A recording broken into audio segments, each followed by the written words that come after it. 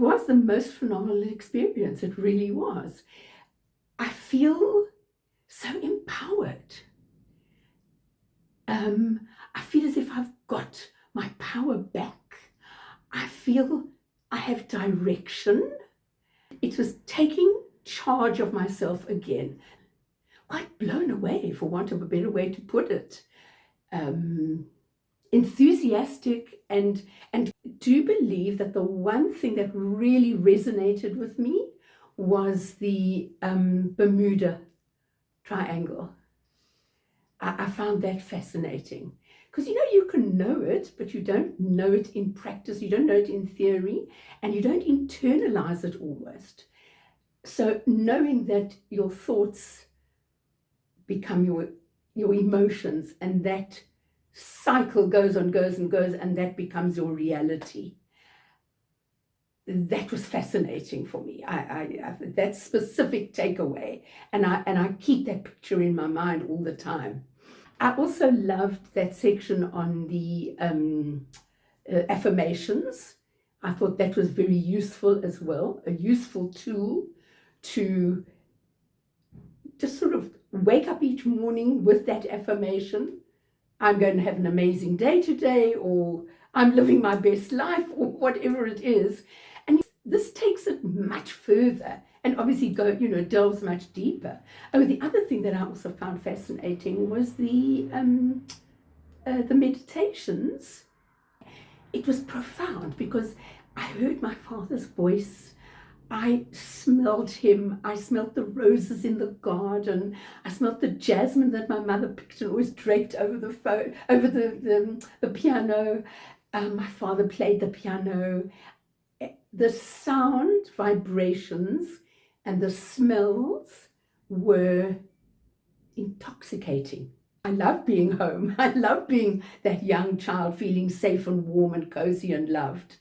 But that was quite an experience. I've been anxious since COVID. I didn't cope well in COVID. It was a rough one. It was a rough time for everybody, but I became incredibly anxious. And as much as since then, it's 5-6 years, as much as I have worked hard at getting back out into the big wide world, it has not been an easy journey. I just have not had the courage to do it, just because it was so overwhelming to get into the car and go back to the studio. I don't feel welcome, but that's in my head, where I'll be foolish in my head.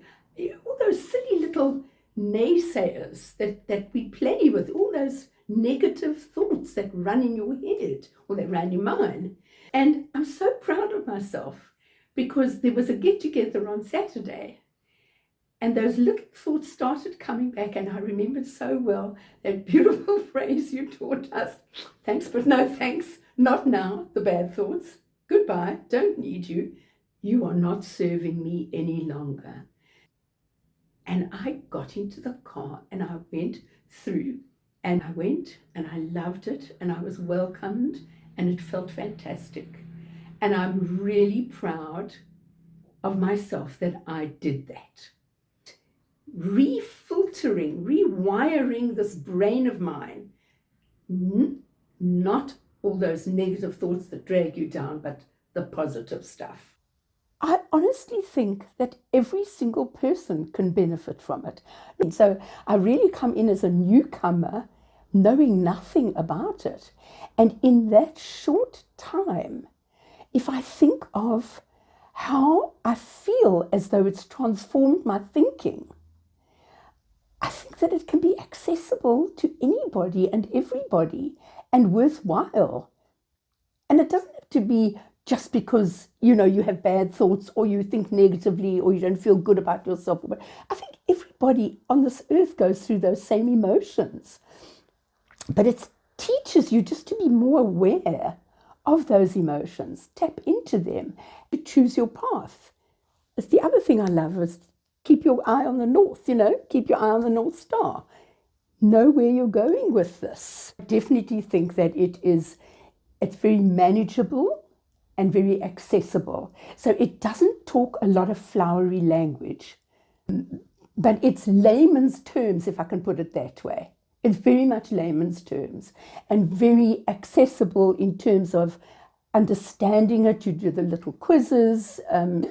With intent, I will follow what I have learnt in terms of keeping my North Star, being fully aware of emotions and how they impact on my thoughts.